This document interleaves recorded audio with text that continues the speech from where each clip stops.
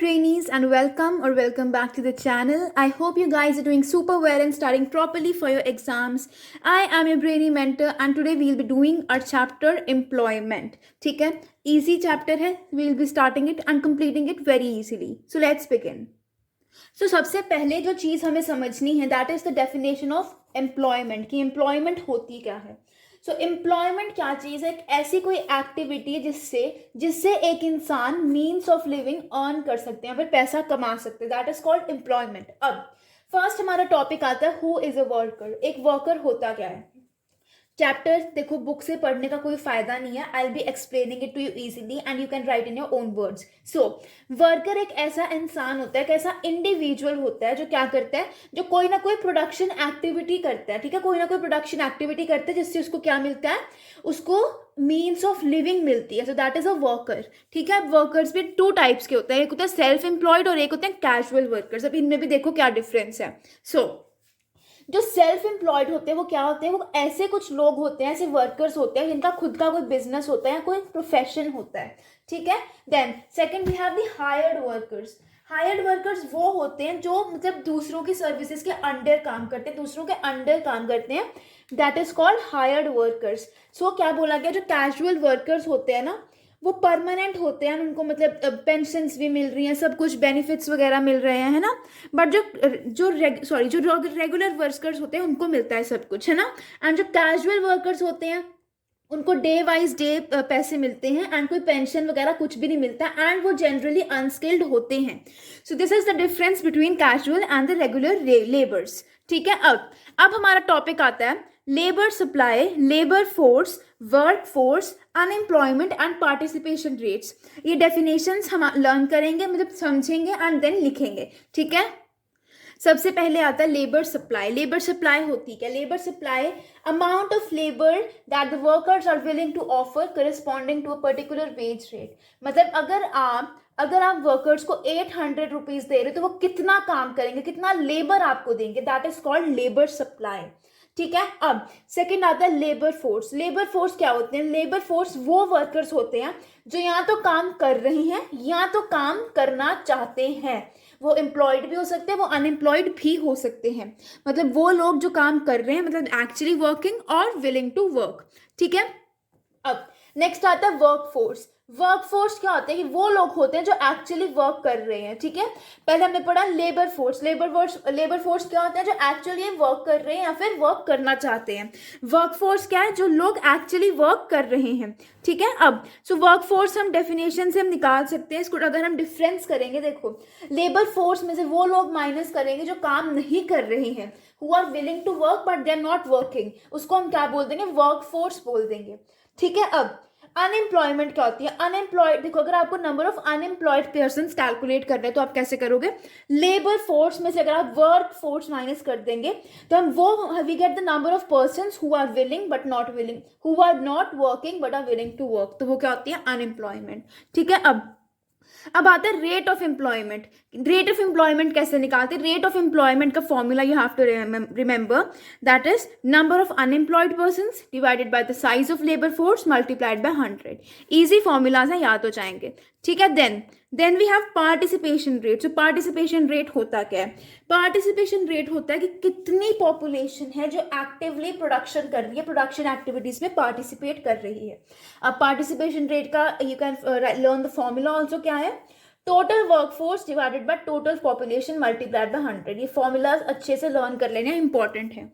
ठीक है, अब आता है हमारा second topic, that is size of workforce in India. So बोला गया इंडिया में 417 वर्किंग पीपल हैं, या फिर वर्कफोर्स मैंने क्या बताई थी, वो लोग जो एक्चुअली काम कर रहे हैं. So 417 people are actually working. Clear? Also हमें क्या बोला गया कि आउट ऑफ दोज पीपल 70% जो है वो मेल हैं एंड 30% है फीमेल वर्कर्स हैं. और रूरल एरियाज में 70% वर्कफोर्स है, जबकि अर्बन एरियाज कौन से होता है? सिटीज एंड टाउन्स, वहाँ पर है 30% वर्कफोर्स.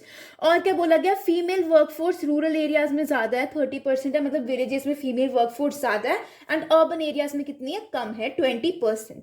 ठीक है, अब हमारे पास एक क्वेश्चन आता है कि why is the bulk of our workforce rural based. हमारी ज़्यादातर वर्कफोर्स जो है वो रूरल बेस्ड क्यों है, रूरल एरियाज में क्यों है? अब ध्यान से समझेंगे पढ़ा भी दूंगी मैं, बट समझो ध्यान से। क्या बोला गया है? ज्यादातर जो जॉब्स होती हैं वो कहाँ पे होती हैं? रूरल एरियाज में होती हैं। Bulk of the jobs in the rural areas. ठीक है। अब रूरल एरियाज में क्या होता है? ज्यादातर लोग क्या कर रहे हैं? तो फार्मिंग कर रहे हैं, जिससे क्या हो रहा है? जीडीपी की ग्रोथ क्या है? कम हो रही है। So this means low productivity of workforce in the rural areas. क्या बोला गया है? देखो, रूरल एरियाज में काम बहुत है, बट वो जीडीपी में कम कंट्रीब्यूट कर रहा है। तो क्या बोला गया? प्रोडक्टिविटी कम है, जिसकी वजह से अर्निंग्स भी लो है, एंड यही रीजन है कि रूरल एरियाज में बहुत ज्यादा पॉवर्टी है, गरीब भी है। ठीक है। देन नेक्स्ट वी हैव कि why is the percentage of female workers low and lower still in urban areas. Urban areas में मैंने कितना बोला था? 20% है। तो ऐसा क्यों है कि मतलब फीमेल वर्कफोर्स कम है as compared to the male workforce? So बोला गया पहला रीजन क्या है? फीमेल एजुकेशन इतनी ज्यादा नहीं है, that is why, that's the big reason. Second, जो जॉब अपॉर्चुनिटीज होती हैं विमेन को, वो उनकी मर्जी नहीं होती, ज्यादातर फैसले कौन लेती है? उनकी फैमिली लेती है। सो that is one biggest problem. Third आते हैं, क्या बोला गया? जो रूरल एरियाज में हाई एम्प्लॉयमेंट है, उसका मेन रीजन क्यों है कि रूरल एरियाज में पॉवर्टी ज्यादा है। तो लोग क्या चाहते हैं कि विमेन छोटे छोटे काम कर लें, थोड़ा थोड़ा पैसा ले आए, ताकि क्या हो? उनकी फैमिली इनकम में थोड़ा सा एड अप हो जाए। So that is the main reason why rural areas में ज्यादा women they are engaged in working. Clear? अब आता है हमारा third topic, that is rate of participation across rural and urban areas. So rate of participation क्या मतलब, क्या कह सकते हैं? It is the participation of people in production activity and is measured as a ratio of total workforce to total population. कितने लोग production activity में participate कर रहे हैं, that is called a rate of participation. So जो हमारे India की rate of participation है, उससे हमारे कुछ बेसिक कंक्लूजन्स निकल के आते हैं। ठीक है।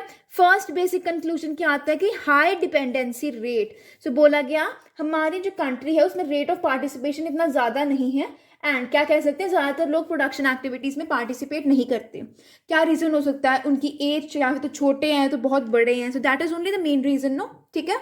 अब सेकेंड जो हमारे पास आता है, that is high rate of participation but low level of productivity in rural areas. जैसे मैंने आपको पहले भी बताया, रूरल एरियाज में बहुत पार्टिसिपेशन होती है, बहुत लोग इकट्ठे मिलकर काम करते हैं, बट प्रोडक्टिविटी कम है, जीडीपी में लेस कंट्रीब्यूशन होता है। ठीक है। थर्ड आता है high rate of participation for women in rural areas. जैसे मैंने आपको बताया, लो पेड जॉब्स करती हैं, लेस प्रोडक्टिव जॉब्स करते हैं, ताकि थोड़ी सी फैमिली इनकम में ऐड हो जाए। और क्या बोला गया? जब वो विदाउट एजुकेशन किसी जॉब में एंटर करते हैं तो उनको क्या बहुत मतलब लेस प्रोडक्टिव जॉब्स मिलती हैं। क्या बोला गया? लो वेज रेट होता है। अगर लेस प्रोडक्टिव जॉब्स होगी तो वेज रेट कम होगा, जिससे पॉवर्टी बहुत ज़्यादा होगी। So higher poverty. Clear? Now our next topic, that is jobless growth. So क्या बोला गया? जो हमारी टेक्नोलॉजी बढ़ती है, हमारी टेक्नोलॉजी का लेवल बढ़ रहा है, वो कैसे होता है? या तो ग्रेटर एम्प्लॉयमेंट के थ्रू या तो बेटर टेक्नोलॉजी के थ्रू। सो क्या बोला गया? Jobless growth is a situation when the level of output in the economy tends to rise owing to innovative technology without any perceptible rise in the level of employment. Employment बढ़ नहीं रही, but क्या हो रहा है? Innovative technology बढ़ रही है, जिसकी वजह से आउटपुट बढ़ रहा है। ठीक है। अब एक क्वेश्चन अराइज होता है कि why are we relying more on technology and less on employment? हमारा ज़्यादा फोकस टेक्नोलॉजी पे क्यों है, एम्प्लॉयमेंट में कम क्यों है? क्यों? बिकॉज जो एमएनसीज आती हैं, एमएनसीज आपको पता है मल्टीनेशनल कंपनीज, वो क्या करती हैं? वो चाहती हैं कि उनको पैसा ज़्यादा आए, प्रॉफिट ज़्यादा हो, and they focus on getting more profit. इसीलिए वो क्या करते हैं? वो टेक्नोलॉजी ज़्यादा यूज़ करती हैं इन कंपेयर टू एम्प्लॉयमेंट। जैसे हम क्या कह सकते हैं, एक तरह से हमारी कंट्री में बहुत ज़्यादा कॉम्पिटिशन भी हो रहा है for higher post. This is one of the biggest reasons for that also. Clear? Next we have casualization and informalization of the work force.